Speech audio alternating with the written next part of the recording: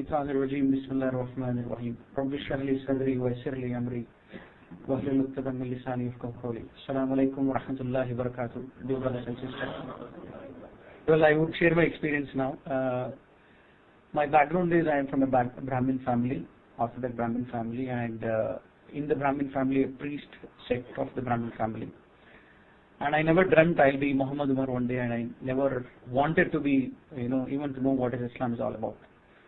And we were born and brought up in Mysore, but we started, my higher studies in Bangalore. We moved from Mysore to the Bangalore. Only then I had a chance to meet a Muslim guy, and then I started discovering Islam. I was part of the RSS, but not so aggressive, but I was part of the RSS, and that added more fuel to hate Muslims more. And my parents are Brahmin, and I was at a very young age I was given a priesthood. It's just that in our religion we give a thread, and with that you become a priest. They call it as brahmachari. So I learned whatever rituals of Brahmins at the age of I think 13 or 14 from my uncle, maternal uncle. And then for my diploma I had to come here to Bangalore. And when we reached Bangalore, my parents found in Bangalore just that only working will not help us to grow. They wanted to do some kind of a business. They found a Muslim businessman where they can invest in his shop and get an extra source of income. And they wanted someone from the family to manage that particular investment in his shop. And his shop is still running in Vijayanagar and Chickpet and everywhere. So he agreed for no profit, nothing, and he gave it in a nice way. And my parents were very impressed with him, and we started talking about him at home. And they wanted me to go and take care of this particular investment which we have done. I was not prepared for it. I used to tell them that I can work anywhere else, but not with a Muslim. I don't like to work with a Muslim. And there was no such need that I have to work, because we are not in such a situation that we have to work. It's just that they wanted to get more of the income, and they wanted to manage. So I said, I will not work with a Muslim. I managed my first year after coming to Bangalore to escape out of this. The second year, they forced me, my mother used to go in her vacation, because it's my money, my investment, it's my business. So I need to go and manage because you are not going there.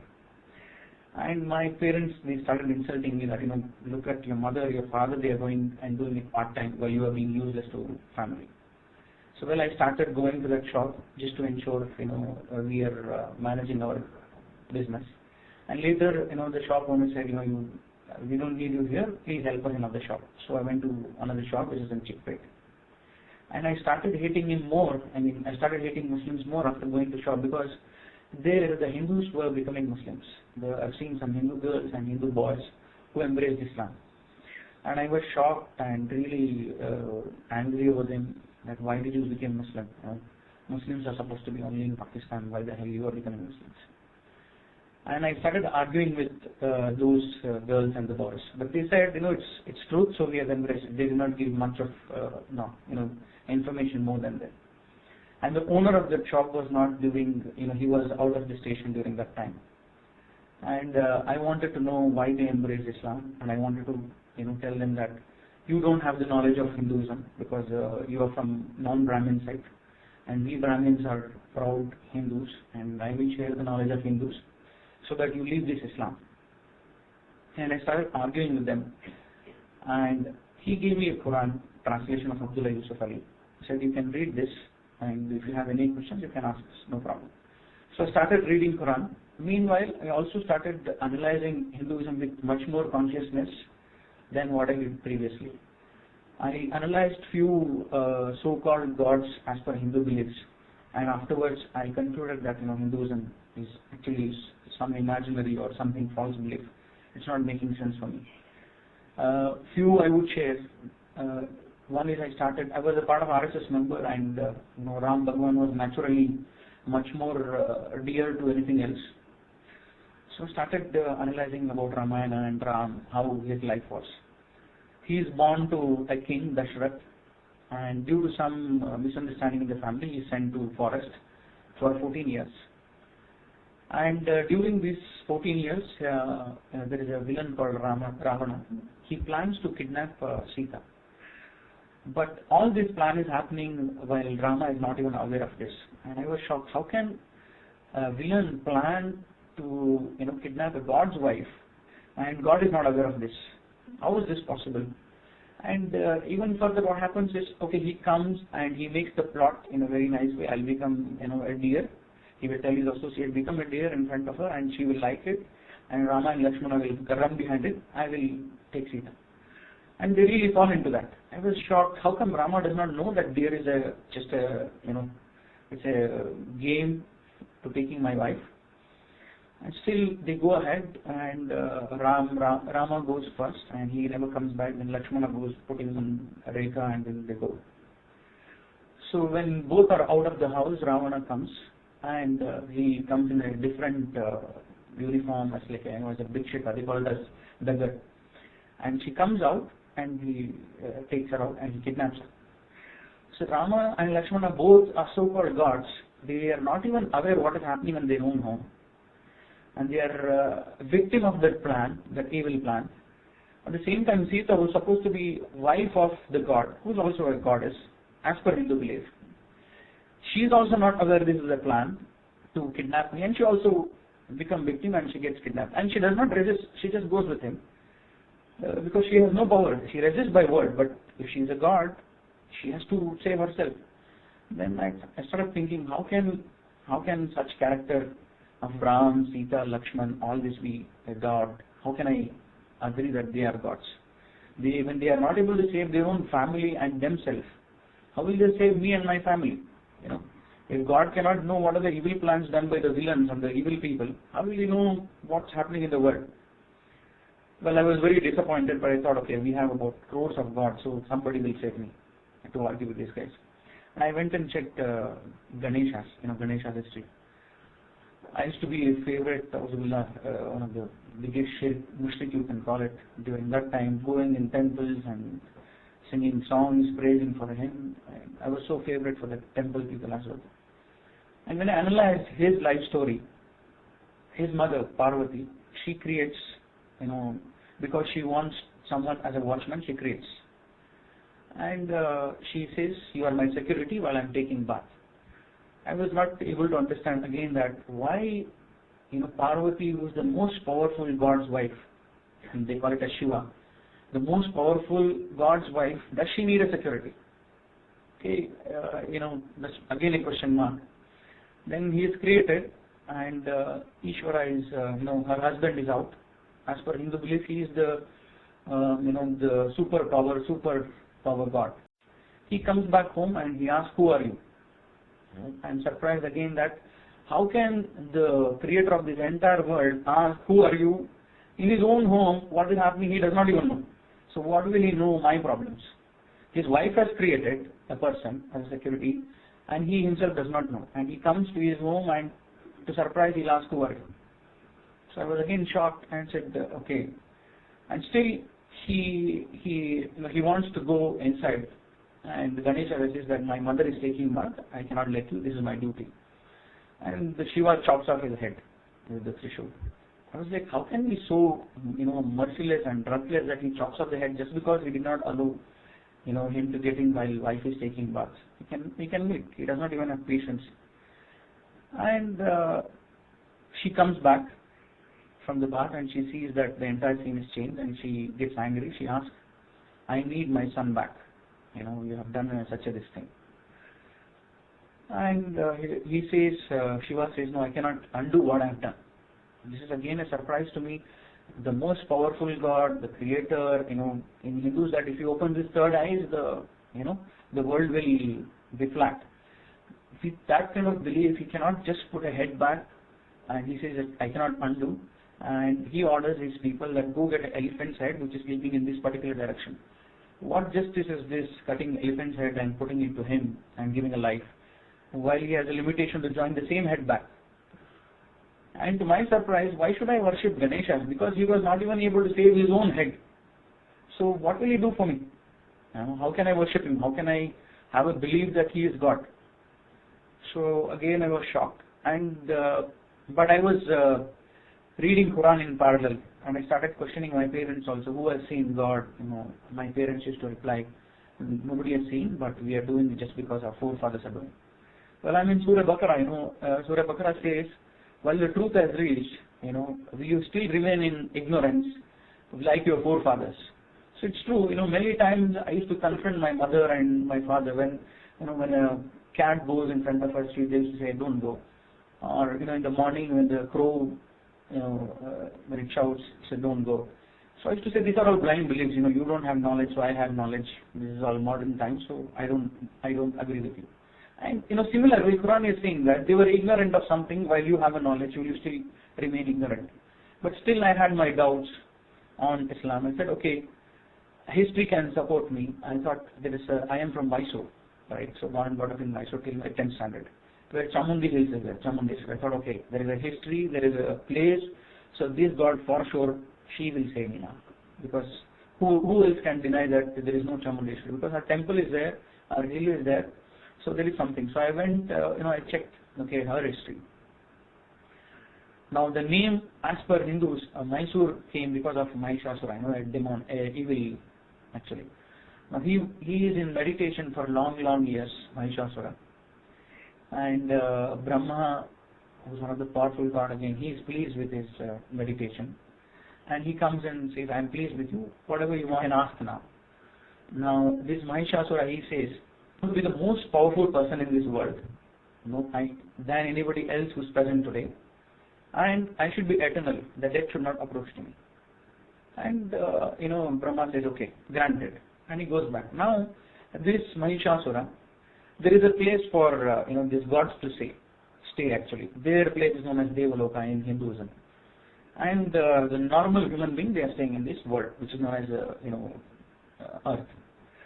So, this Mahishasura, after getting this power, he starts waging a war against all these gods, going to Devaloka, where the gods are staying. And all of a sudden, all these gods are scared and they run away to Brahma, Vishnu, Maheshwara, and they go and ask, what have you done? This guy is coming and he is killing us. What has happened? We have to prevent him. And this Brahma says, okay, I granted him a boon, that's why he is doing this. So they request him, can you undo it? Brahma says, no, I can't undo it because I have given him a boon, so I can't take it back now. And can you stop him at least from this harm? He said, no, I can't stop because my boon is activated now. So how illogical that he is, I can fool God, sit for 10 years, get a boon, then kill the God.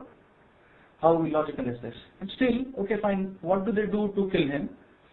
Brahma says, I have a solution. What I have given him is, you will be the most powerful person in this world than anybody who is present. Which means any newcomer can be most powerful than you. Okay, then, so how do we get this newcomer? So the Shiva and Vishnu plans. Vishnu says, I will become girl. Something which should be unnatural, otherwise we can't kill him. So Vishnu says, I will become a woman. Shiva and me, we will have a get together, and the baby will be born, which is a newcomer, and he or she will kill. And the baby which is born is known as Chamundeshwari, which goes and kills him. Actually, it's so illogical. Why so much of complexity is required? Like if they have to become unnatural and the man becoming a woman, woman becoming a man, and then having get together and then having the baby, then killing, why don't you do it? It's much easier task. So I felt, okay, this is a nice story to be told to the kids, but something which I cannot believe. And I was by-hearted all these ritual mantras which I used to pronounce, these, Gayatri mantram, all this.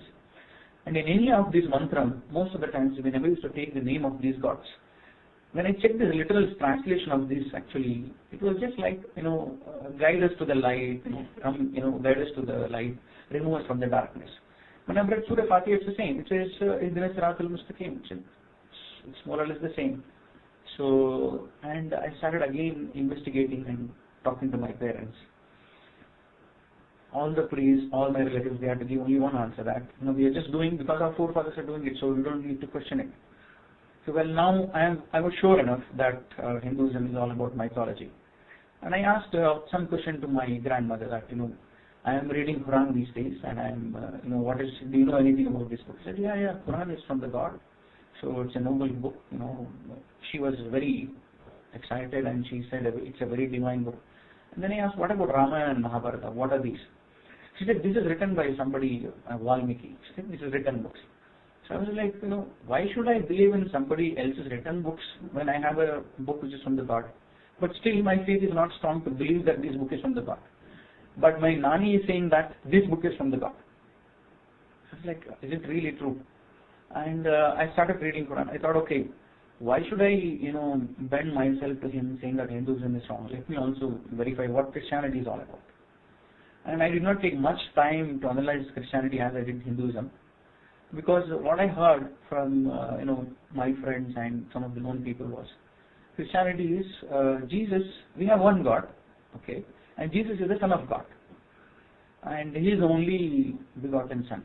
I was not, this analysis I was doing at the age of 17. I really did not know the meaning so well that what is begotten, what is not begotten. So it did not make sense for me. Jesus is Son of God. Why does God need a son?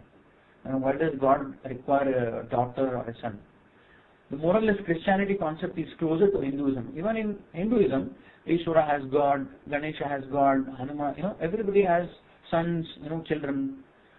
So, we require our kids because, if I want to identify myself later my death, in our religion they used to say we need boys more than girls because, our khandan should grow.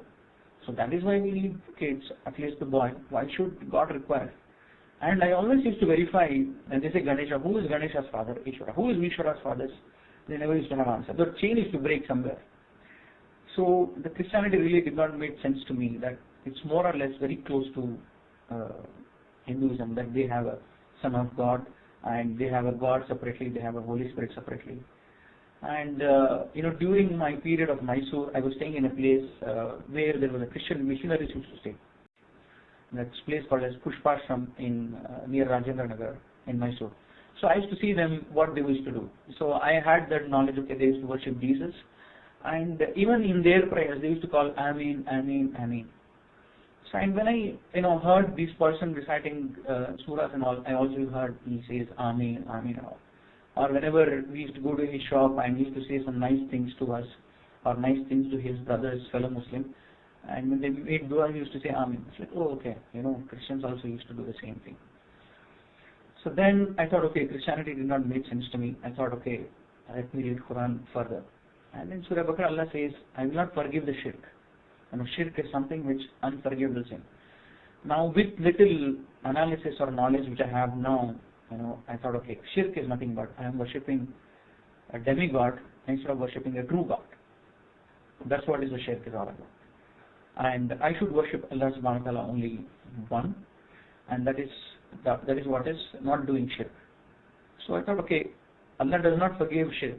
I'll stop shirk, but I don't want to become a Muslim because I hate them. I can't identify myself as a Muslim because my friends, when they used to come to my home, I don't call them friends, but now I call them friends.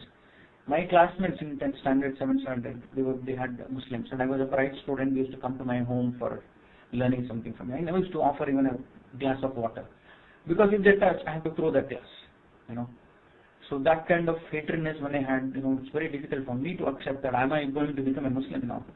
No, it's not possible. Well, I don't want to displease my Creator because Creator has no religion. So Creator, why should I, become Muslim? I will follow Quran, but I will not do shirk. Whatever the other sins, Allah will forgive me. So I took it for granted, and I stopped doing shirk suddenly. And my parents, every day I used to have fight with my mother and my father. She used to ask me, why you stopped all of a sudden? And you are the only son, and you have been given that, the thread of brahmachari. You have been given a degree now. You should not leave it. But I never used to get a convincing answer. I told her that, see, I'm going to college now. My friends are making fun of me that I come with Nama to college and with all the mala, and I started becoming modern now. So I stopped doing this pujas. She got convinced, and it's fine. But I continued reading this book. And this book, I used to go to his shop during Saturday, Sunday, and I used to read. Now this period, my vacation was over with my schools and the college. I started going back to college. And I was only not doing any puja. I was just remembering, okay, this is what is Quran is all about, that worshipping one God, which is unseen, which is very true, because my parents also saying the same thing because nobody is seeing. Now I stopped doing shirk, which means my other sins will be forgiven. But I went, every holiday student, I used to go to that shop and I used to read Quran.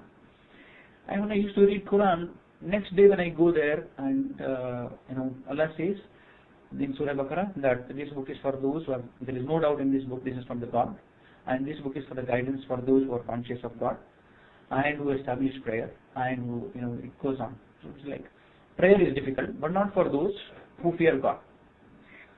So I was not doing prayer, and zakat, when I was reading the commentary of Abdullah Yusuf, I know what zakat means, it's a charity, so I am not anyway eligible for charity, but this prayer I am not doing.